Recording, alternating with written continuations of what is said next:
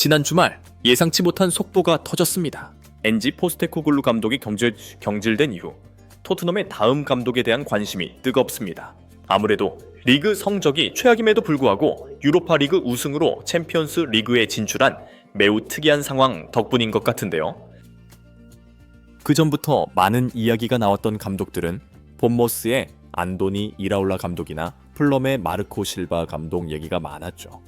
그런데 갑작스럽게 급부상한 감독이 있으니 바로 브렌트포드의 토마스 프랭크 감독입니다. 솔직히 왜 이렇게 갑자기 주목을 받는지, 왜 토트넘이 이 감독을 원하는지 그 이유를 도저히 모르겠더라고요.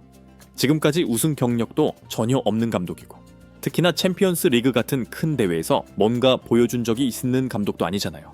그런데 어쨌든 BBC를 비롯한 많은 매체에서 토마스 프랭크 감독이 마치 당장이라도 토트넘에 부임할 기세로 보도를 하다 보니까 그냥 무시하고 넘어갈 수가 없었습니다.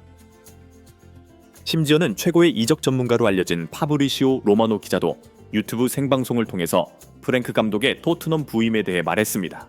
그 내용을 보니까 꽤나 놀라웠었는데요. 우선 포스테코글루 감독을 자르기 전부터 토트넘은 프랭크 감독과 대화를 나눴고, 또 맨유나 첼시도 프랭크 감독을 감독 후보로 고려했었다고 합니다. 결과적으로는 맨유나 첼시 모두 프랭크 감독을 선임하지는 않았지만 토트넘이 아닌 다른 빅클럽들도 이 감독을 원했다는 걸 보면 모르긴 몰라도 분명 뭔가 한 수가 있는 감독이겠죠. 그러면서 협상이 거의 다 완료됐다면서 발표만 남은 분위기처럼 말했는데요. 토마스 프랭크 감독과 토트넘 구단의 협상은 거의 다 끝났다. 계약 기간, 연봉, 영입자금과 명단까지 양측 모두 합의했다. 프랭크 감독은 토트넘 감독직을 맡고 싶어 한다. 남은 건 구단 간의 협상이다. 프랭크 감독의 계약을 해지하려면 1,000만 파운드가 필요하지만 토트넘과 브렌트포드 구단의 사이가 좋기 때문에 문제가 될 것은 없다. 하면서 빠르면 이번 주 안에라도 발표가 날 정도로 거의 부임이 임박했다고 밝혔습니다. 로마노 기자의 또 다른 영상에서는 Here we go가 다가오고 있다면서 사실상 프랭크 감독이 토트넘을 맡는 게 확정되고 있는 분위기죠. 그렇다면 이제 다른 감독은 생각하지 말고 프랭크 감독이 토트넘에 어떤 도움을 줄 수 있을지 그걸 살펴봐야 할 것 같습니다. 그래서 이 감독에 대해서 좀 알아봤는데요. 일단 프랭크 감독은 놀랍게도 젊은 시절에 프로 축구 선수가 되지 못했습니다. 아니, 솔직히 안 된 건지 못 된 건지조차 알 수 없을 정도로 정보가 나오지 않았습니다. 프랭크 감독의 선수 시절에 대해 알 수 있는 유일한 사실은 포지션이 미드필더였다는 것. 네. 그거 말고는 어떤 팀에서 뛰었는지, 몇 골, 몇 어시스트를 했는지 나오지가 않아요. 아마추어 시절에 미드필더를 하다가 결국 프로까지 가지 못했다는 건데, 그 과정에서 프로가 못 될 것 같아서 포기했는지, 아니면 프로 제의를 받았는데 거절한 건지, 그런 자세한 내용은 알 수 없었거든요. 그렇기 때문에 결과적으로는 축구 선수로서 많은 주목을 받을 정도는 아니었다는 게 자체적으로 내린 결론입니다. 하지만 오히려 이런 어린 나이부터 지도자로서 커리어를 시작했다는 점이 눈에 띄었죠. 프랭크 감독은 만으로 21살 때부터 곧바로 고향 축구팀에서 코치 생활을 했는데, 이때 맡았던 팀은 8세 이하 팀이었습니다.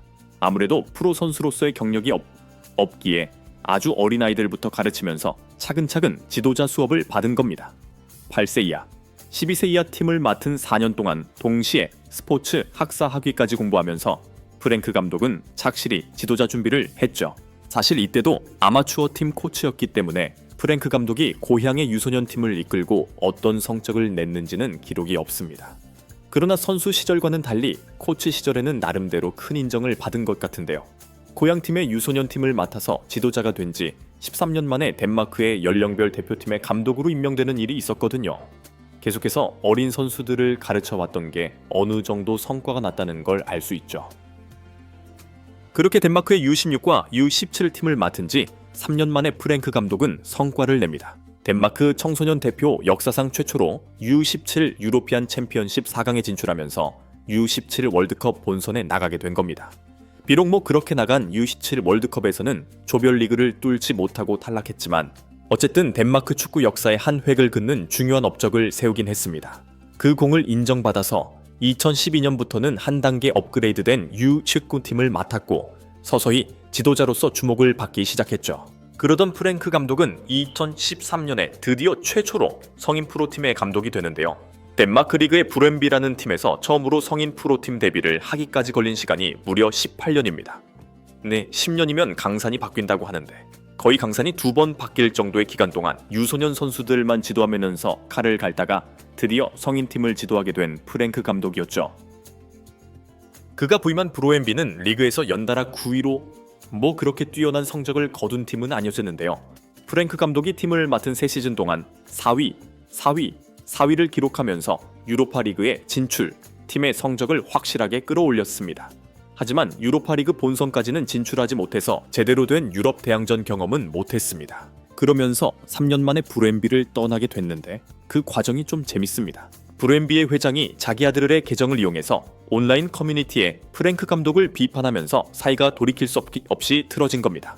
당시 클럽 지분의 25%를 소유하고 있던 구단 회장의 아들 계정으로 감독 욕을 하면서 팀의 여론 자체가 프랭크 감독에게 안 좋아졌고, 프랭크 감독은 이 사실을 알았는지 몰랐는지 공개적으로 회장과의 불화를 털어놓기도 했죠. 브로엠비의 회장과 나의 관계가 때때로 경색되었다는 것은 공공연한 사실이다. 언론에 엄청난 관심이 쏟아지던 최근 며칠 동안 그와 이야기를 나눴다. 그 결과 우리는 협력 관계를 끝내기로 했다. 라면서 마지막 인터뷰를 하고 팀을 떠난 프랭크 감독이었죠. 이후에 잠시 동안 휴식기를 가지다가 2016년에 영국 무대로 들어오게 되는데요. 당시 2부 리그였던 브렌트포드의 감독이 아닌 수석 코치로 취직을 하게 된 겁니다. 그러던 2018년에 감독이었던 딘 스미스가 갑자기 아스톤 빌라로 스카우트를 당하자 얼떨결에 지휘봉을 잡게 됐죠. 전혀 예상치 못한 일이었는지 프랭크 감독은 첫 10경기에서 단 1승에 그치면서 불안한 출발을 했습니다. 그러나 3백으로 포메이션을 변경하는 등 금세 팀의 맞춤 전술을 이식하면서 결과적으로는 11위로 해당 시즌을 마쳤고요. 그리고 다음 시즌에 곧바로 3위를 하면서 일부 리그 승격 플레이오프까지 진출합니다. 하지만 안타깝게 승격에 실패한 프랭크 감독은 다음 시즌인 2020-21 시즌에도 3위를 하면서 다시 한번 승격전을 치르게 되는데요. 이때는 스완지 시티를 상대로 2대0 승리를 거두어서 감격적인 일부 승격에 성공했습니다. 브렌트포드 구단의 74년 역사상 최초로 프리미어 리그에 발을 들여놓는 순간이었죠. 그 이후로 지금까지 쭉 브렌트포드를 이끌면서 일부 리그에서 중위권 수준의 성적을 유지했는데, 알고 보니까 맨시티의 과르디올라 감독 다음으로 오랜 기간 일부에서 버틴 감독이더라고요. 우승 경험이 전무하고 챔스 수준의 대회도 치러본 적이 없는 감독임에도 불구하고 프랭크 감독이 인기 있는 이유는 바로 그의 치밀한 경기 계획 때문인데요. 프랭크 감독은 유소년 팀을 맡았을 때부터 항상 체계적인 작전을 짰다고 합니다. 덴마크 U17 대표팀 출신의 한 선수는 그는 항상 개선을 추구했고 모든 단계에 대한 계획을 가지고 있었다. 항상 플랜 A부터 C까지 계획을 짜고 골키퍼부터 공격수까지 필요한 모든 것을 명확하게 제시했다. 라면서 프랭크 감독이 매우 치밀하게 경기를 준비하고 여러 가지 계획을 준비했다고 밝히기도 했죠. 실제 프리미어 리그에서의 평가도 마찬가지로 현 시점 가장 복잡하고 다양한 전술 훈련을 하면서 유연한 전술이 장점으로 평가받고 있고요. 닭공 전술만 고집하다가 리그에서 대실패한 엔지 감독보다 이 점은 확실히 나아 보이는데 지금까지 B클럽 경험이 전혀 없기 때문에 그 부분이 많이 걱정입니다.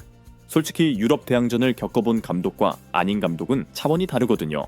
아직 손흥민이 잔류할지, 프랭크 감독은 손흥민을 어떻게 생각할지 이 부분도 알 수는 없어서 추측은 삼가겠습니다.